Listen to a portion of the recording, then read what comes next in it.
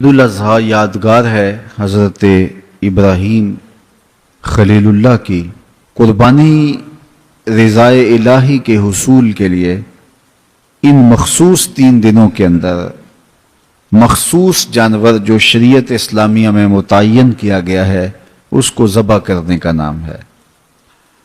یہ بات ذہن میں رکھیں کہ عیب سے جانور پاک ہونا چاہیے۔ فقہا نے ایک سیدھا سا ضابطہ بیان کیا ہے، عیب وہ ہے جس سے منفعت یا جمال زائل ہو جائے۔ جو جانور آپ نے خریدا تو وہ ذبح کے وقت عیب دار ہو گیا، گرا، ٹانگ ٹوٹ گئی تو کوئی ایسا واقعہ پیش آ گیا، ذبح کے وقت جو عیب ہے وہ عیب شمار نہیں کیا جائے گا، تو اس کو یوں ہی ذبح کر دیا جائے گا۔ جو جانور ہے وہ فربا ہو، موٹا ہو، تازہ ہو تو وہ افضل ہے۔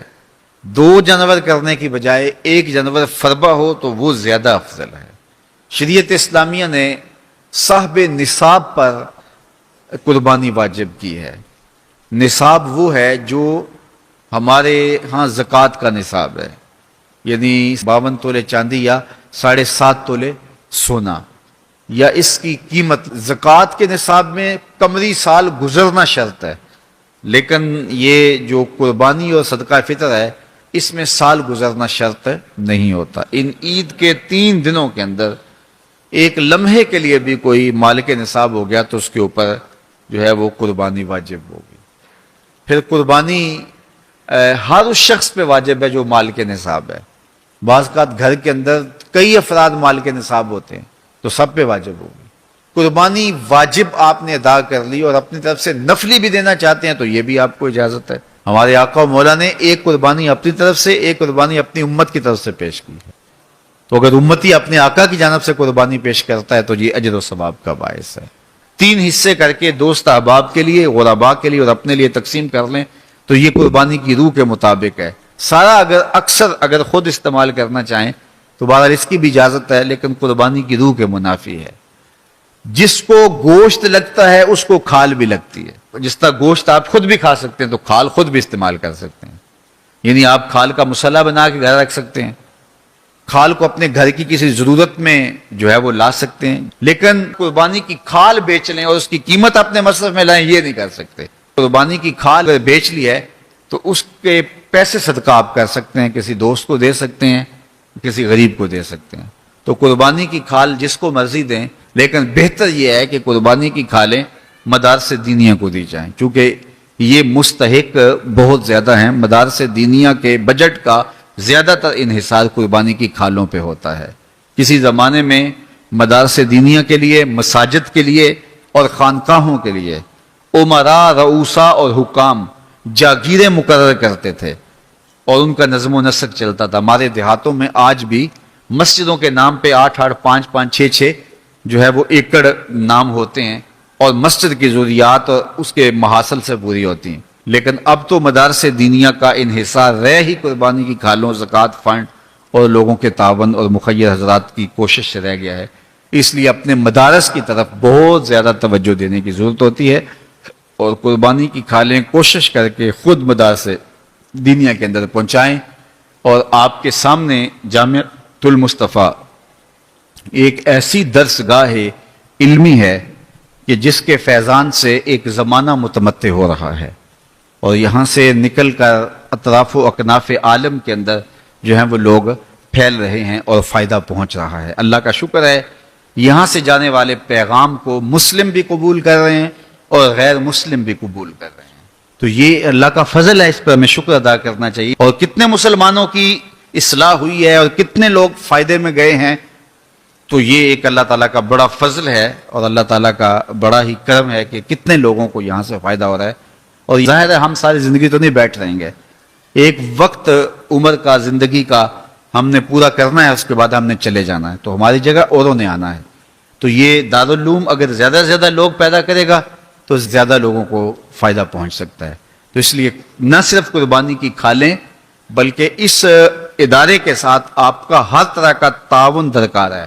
سب سے بڑا تعاون آپ کا اس ادارے کے ساتھ محبت کا تعاون درکار ہے۔ آپ اس مرکز سے اپنی عقیدت کا رشتہ، اپنی محبت کا رشتہ جو ہے وہ وابستہ کریں۔ جس طرح عشق کیا جاتا ہے، پیار کیا جاتا ہے، اس مرکز سے آپ پیار کریں، اس مرکز سے آپ محبت کریں. یہ مرکز ہماری عقیدتوں کا مامن اور مسکن ہونا چاہیے، چونکہ اس سے بہت سارے لوگوں کو فائدہ ہو رہا ہے، اور غیر مسلم بھی اسلام کے دامن میں آ رہے ہیں، اور مسلمان عمل کی راہوں کے مسافر ہو رہے ہیں، اور یہاں سے صاف سیدھا اور پیارا سا پیغام پوری دنیا پہ پہنچ رہا ہے. صاحب علم نشرہ معصوم آمنہ احمد مجتبی حضرت محمد مصطفیٰ صلی اللہ علیہ وسلم کے حضور ناز میں اپنی عقیدتوں، ارادتوں اور محبتوں کا خراج پیش کرنے کے بعد واجب الاحترام ذوی الاحتشام برادران اسلام، السلام علیکم ورحمۃ اللہ وبرکاتہ. آسمان سے رحمتیں اتر رہی ہیں. یہ ماحول ہم نے سجایا ہے اس خوشی میں کہ ہمارے آقا جلوہ گر ہوئے. ہم کمزور ہیں، ہم وسائل نہیں رکھتے. جو کچھ ہو سکا ہم نے اپنی کوشش سے کیا. میرے ساتھی، میرے پیر بھائی، میرے جگر کے یہ ٹکڑے،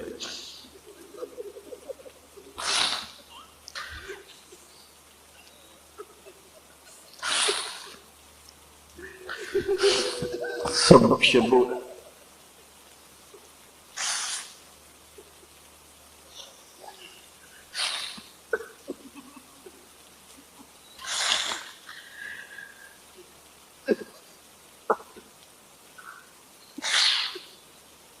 پھلا پھولا رہے یا رب چمن میری امیدوں کا.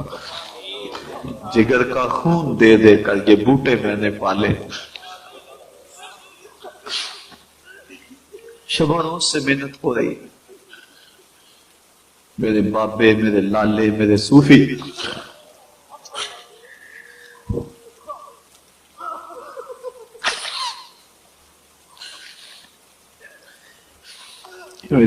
میری بچیاں، بیٹیاں، بہنیں، شب و روز سے محنت ہو رہی.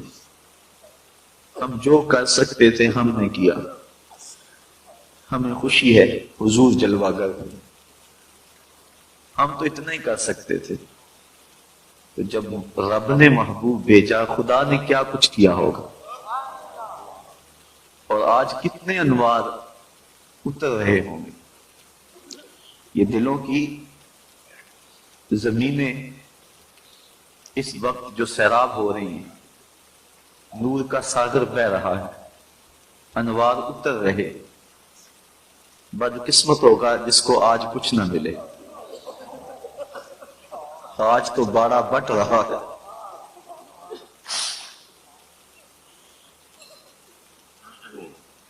قبولیت کی گھڑیاں ہیں. اپنے رب سے جو مانگنا ہے مانگ لو.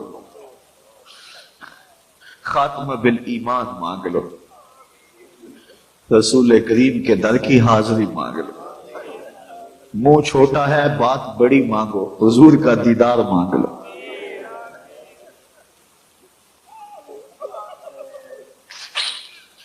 اے اللہ ہم تیرے رسول کا دیدار مانگتے ہیں.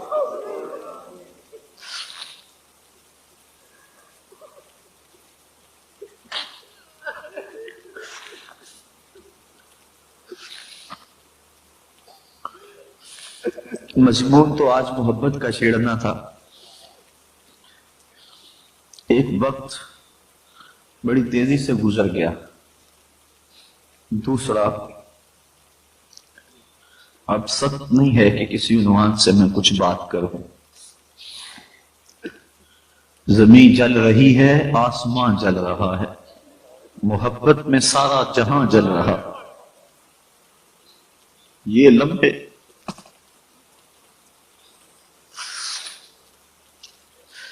مقدر والوں کو مل. مالک تو ہمارے دلوں کو جانتا. ہم تیرے رسول کے پیار میں بیٹھے ہوئے.